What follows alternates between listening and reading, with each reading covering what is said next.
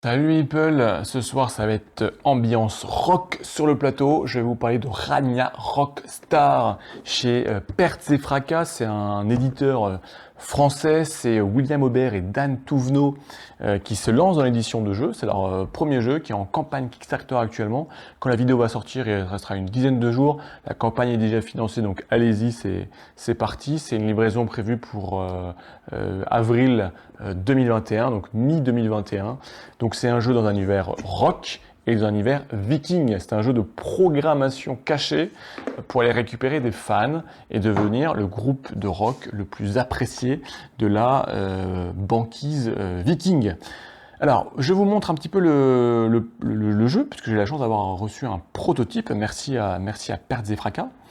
On a un plateau central qui représente les 4 îles où vous allez pouvoir récupérer des fans. Vous avez vos 4 petits dracars, un dracar par joueur. C'est un jeu de 2 à 4 joueurs. Et j'ai fait une mise en place là pour 4, donc j'ai mis des fans, le nombre de fans indiqué au hasard sur chaque île. Comment se déroule une partie de Ragna Rockstar?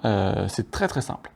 Chaque joueur en fait a ici une salle de concert qu'il va falloir remplir avec des fans qu'on va venir récupérer sur les îles, qu'on va venir placer dans les lignes et dans les colonnes.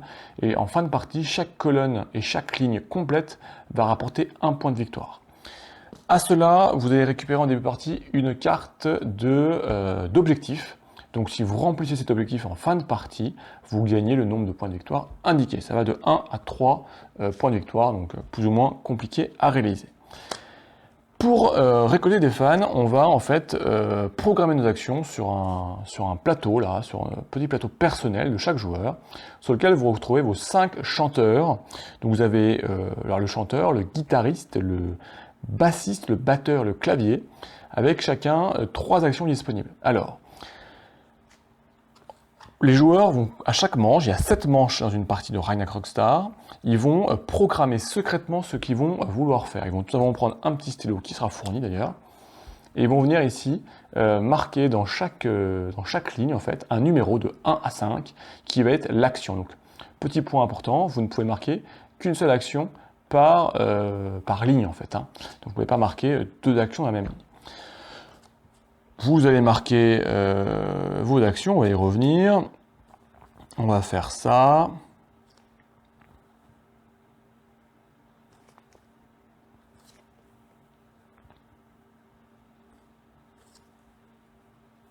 Voilà.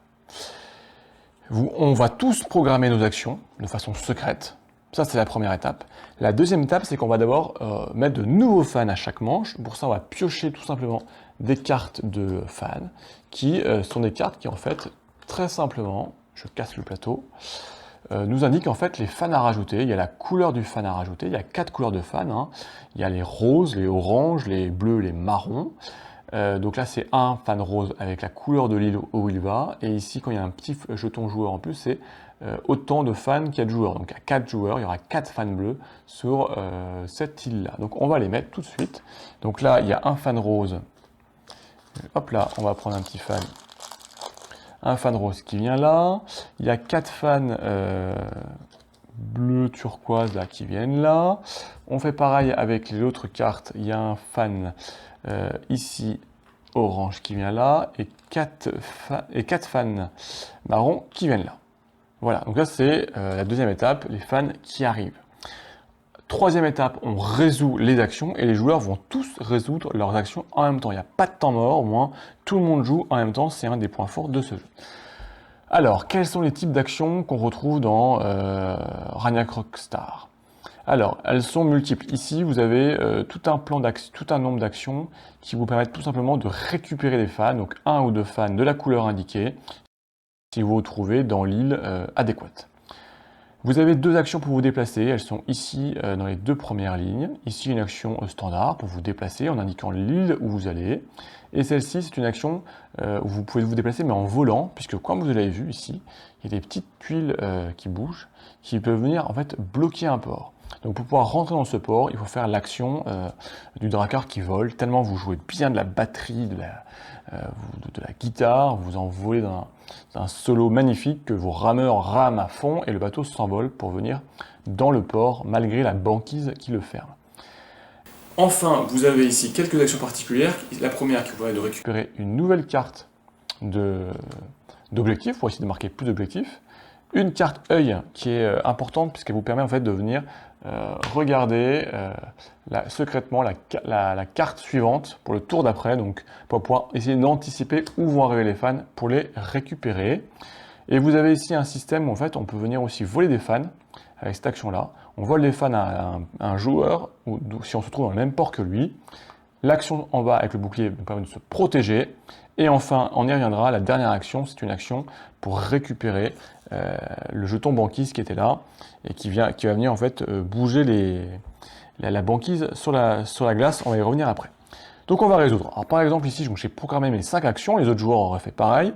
Donc on les résout une à une. Donc ma première action, c'est que je me déplace dans l'île marron. Donc je viens mettre mon petit Drakkar ici. Les autres joueurs auraient programmé leurs actions. Hein, on va dire qu'ils ont fait ça. Deuxième action, moi je récupère un fan rose. Donc ici, j'ai bien un fan rose sur mon île. Donc je peux le récupérer et je le mets dans ma ligne aux colonnes roses. Ensuite, troisième action, je me protège. Donc les autres joueurs font pareil, hein, ils récupèrent les fans, voilà, ils font vraiment, on résout tout en même temps. Moi, je me suis protégé. Donc maintenant, si un joueur vient dans mon île et veut me voler un fan, ce n'est pas possible. Je suis protégé à temps. Quatrième action, donc là c'est une action de déplacement dans cette île-là, donc je ne peux pas le faire, sauf si j'ai bien programmé l'action où je vole en fait, et je rentre dans cette île. Et cinquième action, je récupère un fan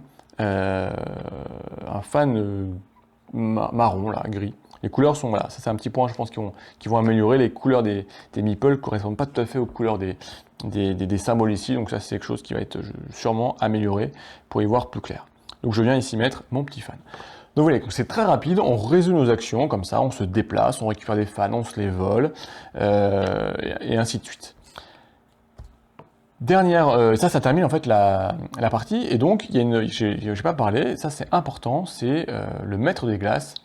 Le premier joueur en début de manche a une banquise. Donc en fait, au début de la manche, avant même de commencer la manche, le premier joueur va mettre cette banquise à un endroit où il veut. Et il vient récupérer une des banquises qui est déjà mise et il la donne au joueur qui sera le premier joueur au tour suivant. Donc ça va tourner. Au fur et à mesure, chacun donc, va avoir cette banquise, va pouvoir la mettre. Et c'est important parce que ça va venir en fait, un peu embêter les autres, puisque en fait, les différentes actions, genre les différentes conséquences, c'est que donc celle-ci là que je viens placer ici par exemple, elle empêche d'accéder au port avec l'action de déplacement normale. Celle-ci, elle permet de relier deux îles qui vous permettent donc de récupérer des fans dans l'île adjacente sans y être, mais vous récupérez moins un fan. Donc c'est-à-dire que si vous avez fait l'action de 2 fans, vous récupérez qu'un seul fan. Donc ça vous permet quand même d'aller récupérer un fan, mais qui doit traverser la banquise avec le risque qu'il tombe. Non. Et la dernière banquise, donc c'est une grosse banquise, elle qui vient en même temps bloquer les ports. Ici, elle bloque le port. Mais elle permet quand même de relier les deux îles. Donc ça peut être intéressant. Donc c'est intéressant pour pouvoir relier des îles si vous voulez vous déplacer et récupérer des fans, ça vous permet de bloquer des joueurs. Voilà. Donc il y a ce système donc, qui se déplace. À chaque fois, c'est le joueur suivant qui récupère, le premier joueur suivant qui récupère une banquise et qui va la jouer en début de manche. Donc vous pouvez venir lui piquer si vous voulez. Donc justement avec cette dernière action, cette fameuse action de la glace, vous venez piquer au joueur qui a la possession. Ce qui vous permet au tour suivant d'avoir cette maître de la glace, maître de la banquise et un peu maîtriser ce qui se passe et ne pas vous retrouver enfermé, pris dans les glaces et venir perturber votre récolte de fans. Les tours se succèdent, on récupère nos petits meeples là, on les met comme ça, voilà, au fur et à mesure, on les met, on fait des lignes et des colonnes. Et en fin de partie, en fait, quand on aura fait 7 tours, 7 manches, et ben on va venir voir les points tout simplement. Donc là en fait on gagne des points tout simplement avec les colonnes et les lignes qui sont complètes. Donc un point de victoire par ligne et par colonne complète. Et on regarde aussi les cartes d'objectifs qu'on a résolus. Donc on a pu en récupérer aussi en cours de partie.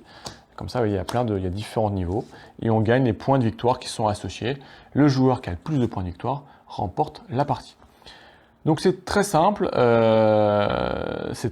mais il y a vraiment cette interaction, aller chercher des joueurs, cette programmation secrète, essayer de prévoir 5 actions à la suite du mieux possible, en espérant ne pas être perturbé par les autres joueurs qui seraient venus récupérer les fans que vous aviez prévus avant vous, et d'arriver sur une île, il n'y aurait plus aucun fan de la couleur souhaitée à récupérer, et ça c'est bien embêtant.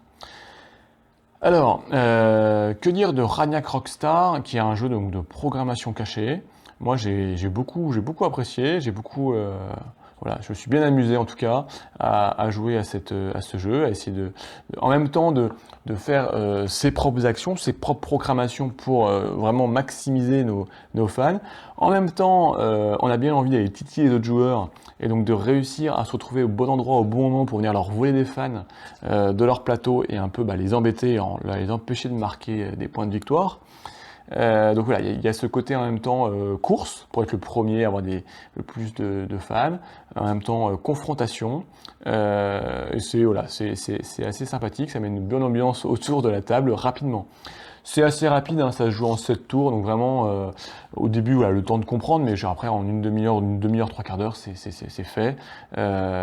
C'est très rapide, les actions, vous les résolvez en même temps, donc il n'y a pas de temps mort pour les joueurs, donc ça c'est plutôt pas mal. Voilà, au niveau du plateau, alors c'est du matériel, c'est du prototype, donc il y a vraiment, c'est pas la version finale, mais voilà, on a déjà des plateaux de double épaisseur, donc c'est vraiment bien pour ranger les fans. Voilà, ça promet un bon jeu. Voilà, il y a juste cette couleur des meeples par rapport aux couleurs des pictogrammes qui sont pas tout à fait les mêmes, donc ça je pense qu'ils vont le corriger pour vraiment avoir des meeples qui correspondent parfaitement aux pictogrammes pour pas qu'il y ait d'interrogation sur quelle couleur je récupère, donc pour pas qu'il y ait d'erreur, parce que c'est important d'avoir la bonne couleur pour compléter ces colonnes et ces lignes. Mais voilà, donc ça tourne très bien, c'est accessible de façon très rapide, assez jeune, et puis voilà, à la fin vous effacez, hein, donc voilà, c'est très simple. Alors après, il y a tout un système pour pouvoir, s'il y a des égalités, pour pouvoir vous départager, si vous arrivez, parce que ça résout en même temps sur une île, donc si vous arrivez, je sais pas, si le bleu et le rouge arrivent en même temps sur cette île, et qu'ils doivent récupérer tous les deux fans roses, et ben vous partagez les fans, hein, il y a un système de partage, voilà. Il y a tout un système pour équilibrer le jeu en cours de partie. On a fait le tour de Ragnac Rockstar. La campagne est en cours, si je ne me trompe pas, c'est 33 € la boîte de base avec tous les stretch goals. Il y a des extensions en stretch goals, il y a tout plein de choses. Allez voir. Plus les frais de port, moins d'une dizaine d'euros, genre pour aller pour 40 € grosso modo. Vous en tirez pour la boîte de base. Livré à domicile mi-2021. Allez voir, c'est un petit éditeur, genre un nouvel éditeur français qui se lance. C'est un jeu sympathique, programmation, cachée, voilà. Donc allez voir, c'est vraiment sympa si ça vous tente, si l'univers vous porte. Là, c'est un univers assez rock, c'est très sympa. Les illustrations sont plutôt cool. Là, regardez, hop là, on voit bien c'est vraiment le band de rock qui vient mettre la musique. Il manque juste un peu une bonne sonore pour jouer et on est en plein concert dans la fosse à crier vers nos stars préférées et eux vers les fans. Donc 33 € plus les frais de port, livraison mi-2021, c'est chez Pertes et Fracas, 2-4 joueurs, environ une grosse demi-heure, à partir de 10 ans, et c'est vraiment accessible dès 10 ans, c'est pas compliqué comme jeu, mais voilà, après il faut accepter les coups bas des autres joueurs et de se faire piquer nos fans, et de se voir notre programmation un peu chamboulée par rapport aux événements, voilà, il y a juste ça, si vous n'aimez pas du tout ça, c'est pas pour vous. En tout cas, moi j'ai bien aimé et c'est une belle découverte de prototype. Donc merci Pertes et Fracas. Voilà, n'hésitez pas si vous avez des questions, des interrogations, vous les mettez en commentaire, j'essaie d'y répondre avant la fin de la campagne. Surtout, vous n'hésitez pas à liker, à partager, à vous abonner si ce n'est pas déjà fait. Et d'ici là, portez-vous bien, on se retrouve très vite pour de nouvelles vidéos et de nouvelles découvertes sur la chaîne du Meeple Reporter.